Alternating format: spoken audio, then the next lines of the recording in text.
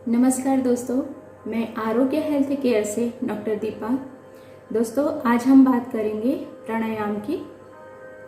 तो दोस्तों, महर्षि पतंजलि ने अष्टांग योग दिया, जिसमें प्राणायाम का बहुत ही महत्वपूर्ण रोल है।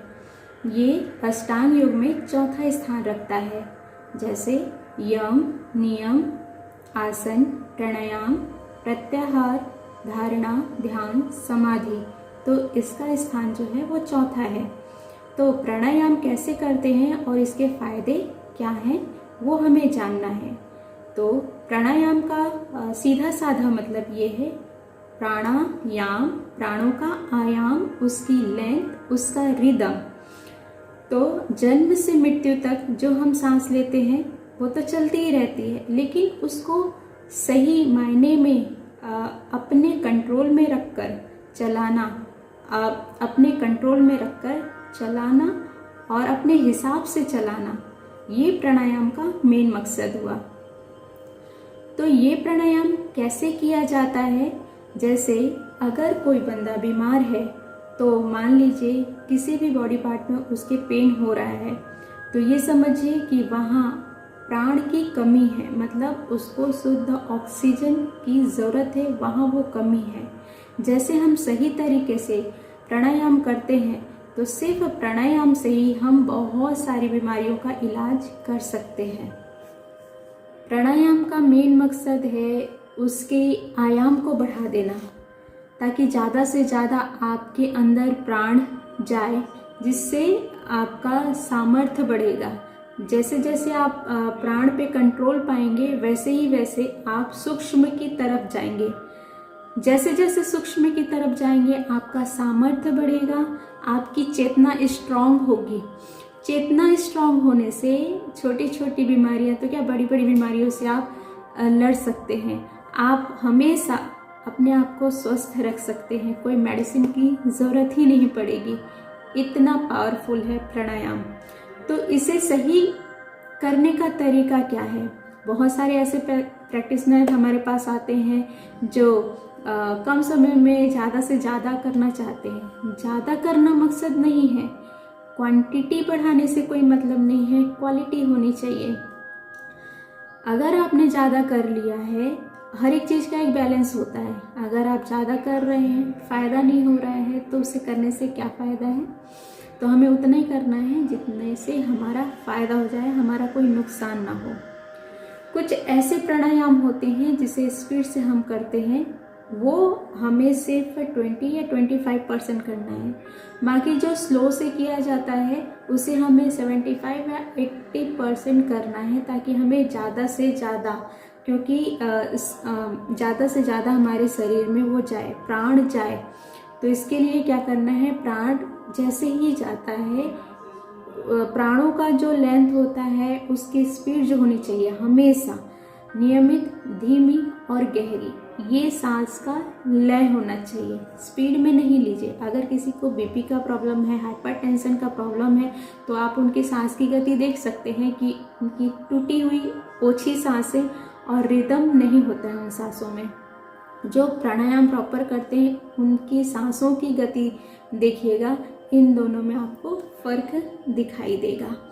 तो आज हम वही प्राणायाम आपको सिखाने जा रहे हैं।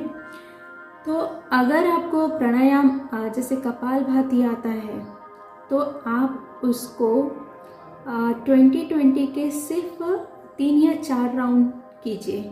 उसमें महाबंध लगाया जाता है, बट हम यहाँ महाबंध की बात नहीं करेंगे। अगर आप किसी के अंडर में कर रहे हैं तब तो ठीक है, अगर किसी के अंडर में नहीं कर रहे हैं तो महाबंध मत कीजिए, इसके फायदे की जगह नुकसान हो जाएगा।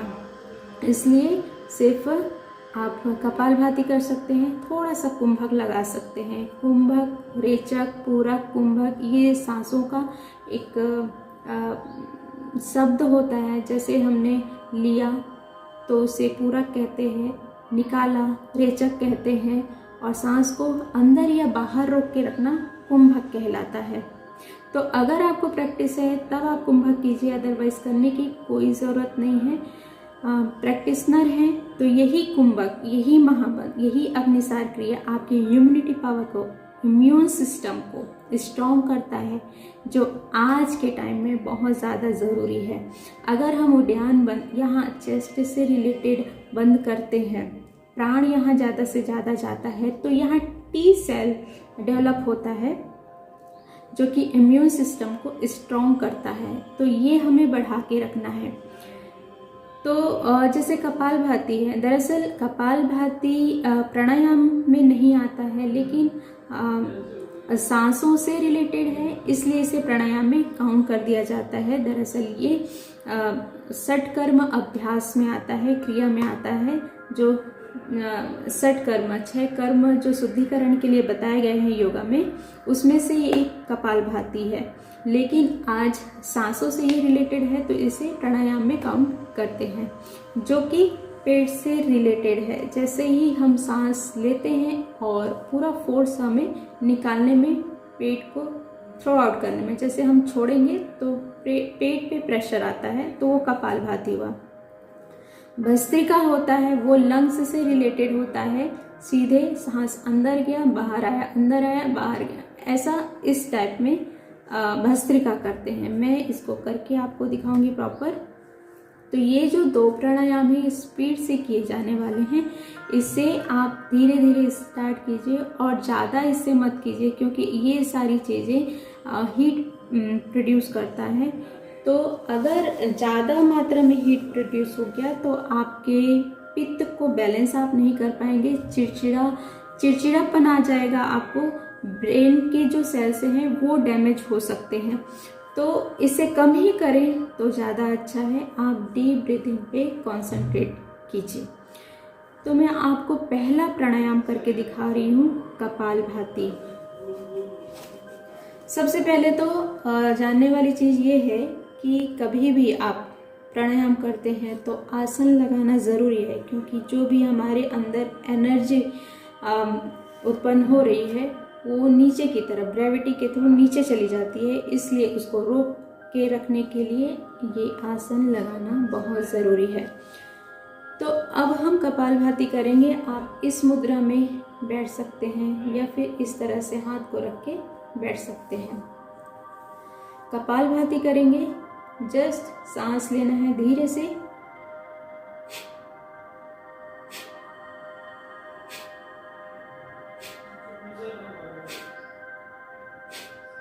एक एक सांस, मतलब आपने लिया छोड़ दिया, फोर्सफुली छोड़ना है ताकि पेट पे जर्क आए। इसके भी करने के अलग अलग तरीके हैं।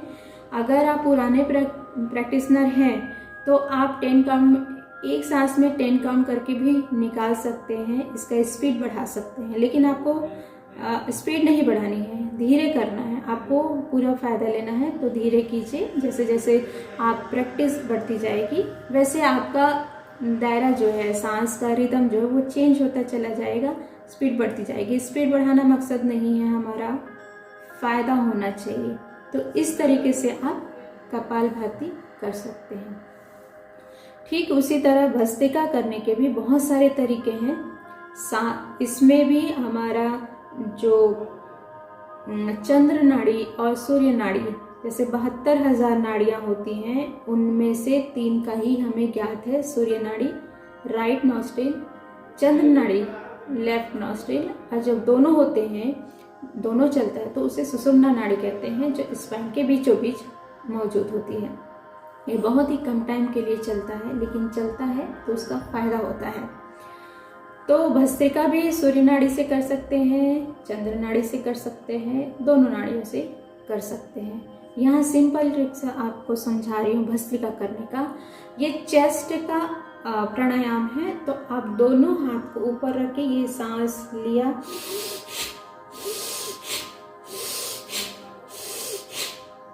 ये पहला तरीका है। ऐसे तरीके तो बहुत सारे हैं।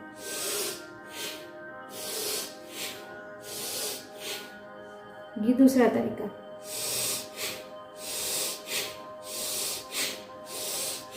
ये तीसरा तरीका। सिंपली अगर आपके हाथ में कोई प्रॉब्लम है, अगर आप ऐसा नहीं करना चाहते हैं तो सिंपल भी आप करेंगे, क्योंकि ये चेस्ट से रिलेटेड प्राणायाम है, तो फायदा आपको उतना ही होगा।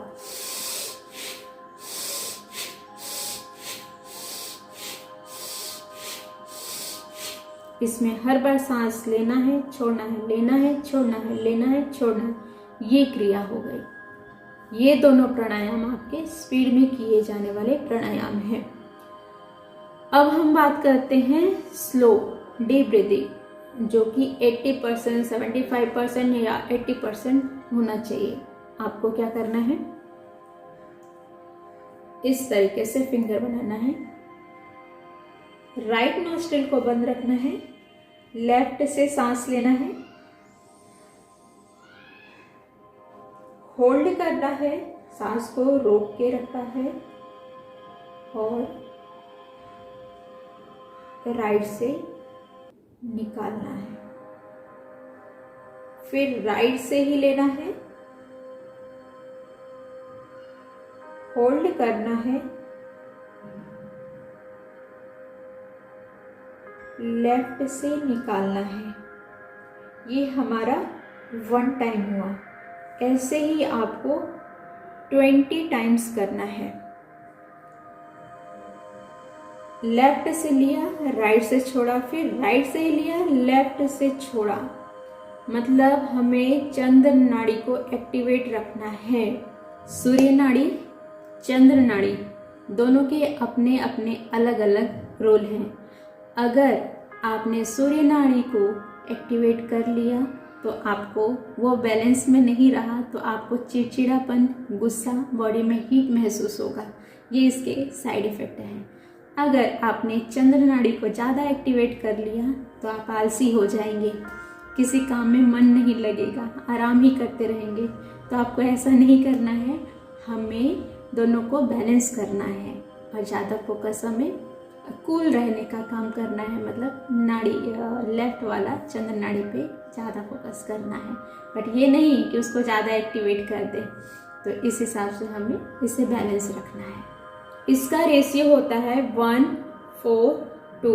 मतलब आपने सांस लेने में 5 सेकेंड लगाया है तो उसका 4 गुना मतलब 20 सेकेंड आपको होल्ड करना है और निकालना आपको 2 गुना है। 5 का 2 गुना 10, तो 10 सेकेंड आपको निकालना है।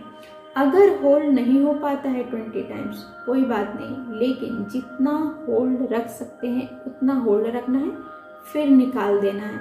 आप काउंटिंग जारी रखिएगा, हमेशा सांसों पे ध्यान रखिएगा। सांस पे ध्यान रखने से क्या होता है, एक लय बनता है। जैसे हमने पहले बताया कि हमें वो महसूस करना है, ऐसे नहीं कर देना है। ऐसे करने को प्राणायाम नहीं कहते, फिर तो आपका मन यहाँ है नहीं तो वो प्राणायाम नहीं कहलाएगा, सिर्फ एक सांस की क्रिया कहला जाएगी, बस सांस चलना कहला जाएगा।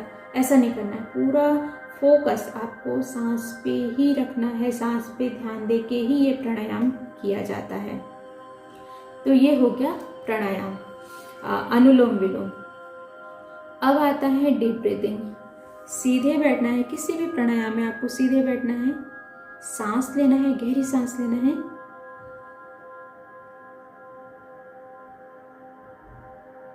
होल्ड करके रखना है, धीरे से सांस बाहर निकालना है।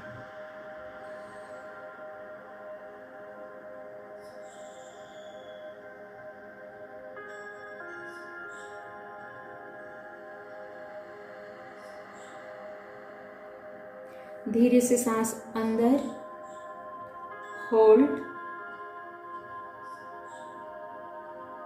निकाल दिया। Inhale, hold, exhale. इस तरह से ये क्रिया करना है। आपको कोई जल्दबाजी नहीं करनी है। ये हमने धीरे गति से किया, बट इसमें भी एक रिदम होता है। अगर आपने अच्छे से प्रैक्टिस कर लिया तो आप क्या कीजिए कि 10 टाइम्स आप थोड़ा स्पीड बढ़ा के कीजिए, फिर 10 टाइम्स स्लो कीजिए, 10 टाइम्स मध्यम गति से कीजिए। तो ये इसका फ्लो हो गया। लेकिन हर एक सांस पे आपको कंट्रोल होना चाहिए, ध्यान होना चाहिए, तब इसका फायदा है। आपको जितना कंट्रोल हो सकता है आप उतना कंट्रोल कीजिए, अंदर रखिए। फिर जब बाहर सांस निकालते हैं तो बाहर कंट्रोल करके लीजिए। इसे कुंभक कहते हैं। यही इम्यून सिस्टम को स्ट्रॉन्ग बनाता है। आप हमेशा कहते हैं ना इम्यूनिटी कैसे बढ़ेगी, बरसों लग जाते हैं इसको बनाने में। ये एक दिन का काम नहीं होता है, क्योंकि प्रैक्टिस आपकी अच्छी है तो धीरे धीरे ये काम करना शुरू कर देगा। स्ट्रांग आपकी बॉडी, आपका सिस्टम स्ट्रांग होना शुरू हो जाएगा। तो इस तरह से आपको कपालभाति, भस्त्रिका, अनुलोम विलोम और डीप ब्रीदिंग जो मैंने बताया उतना ही करना है। अगर आपको किसी भी तरीके का कोई भी प्रॉब्लम हो, आप मुझे कांटेक्ट करके बताइए, मैसेज करके बताइए, मैं आपको बताऊंगी कि इस तरीके से ये आपको प्राणायाम करना है। अगर किसी भी तरह का कोई दिक्कत नहीं है, और दिक्कत है भी तो सबसे पहले आप डीप ब्रीदिंग से ही शुरू कीजिए। उससे क्या होगा, आपका स्ट्रेंथ बढ़ेगा, कैपेसिटी बढ़ेगी, आपको सांस लेने में कोई दिक्कत होगी वो चला जाएगा। क्योंकि स्टार्टिंग में चक्कर आता है, क्योंकि ब्रेन को इतना ऑक्सीजन एक्सेप्ट करने की आदत नहीं होती है, इसलिए आप पहले डीप ब्रीदिंग से ही शुरू कीजिए। जैसे जैसे प्रैक्टिस बढ़ती है आप कपालभाति कीजिए, भस्त्रिका कीजिए, अनुलोम विलोम कीजिए। तो ये रहा सारा प्राणायाम। और प्राणायाम का देखिए टॉपिक बहुत बड़ा है, ये इतने से समय में पूरा नहीं हो सकता है। इसको समझने के लिए सदियों गुजर जाते हैं। ये 10 मिनट या 20 मिनट का काम नहीं है। इसका प्राणायाम का बहुत बड़ा रहस्य है, नाड़ी का रहस्य है, इस पे ये सारा वर्क करता है, प्राण है ये। इसे समझ के कीजिए, चेतना जागृत होती है। अगर सिर्फ सांस लेना है तो जो चल रहा है वो वैसे ही चलने वाला है, सांस जो चलता है जन्म से मृत्यु तक वो वैसे ही चलने वाली है। लेकिन एक जागृतिपूर्ण सांस में और नॉर्मल सांस में फ़र्क होता है। तो ये फ़र्क आपके ऊपर है कि आप सांस को सिर्फ लेते हैं या अपने हिसाब से चलाते हैं। तो अभी तक के लिए बस इतना। मिलेंगे अपने अगले वीडियो में। स्वस्थ रहिए, मस्त रहिए। हमारी कामना आपका आनंदमय जीवन। Thank you.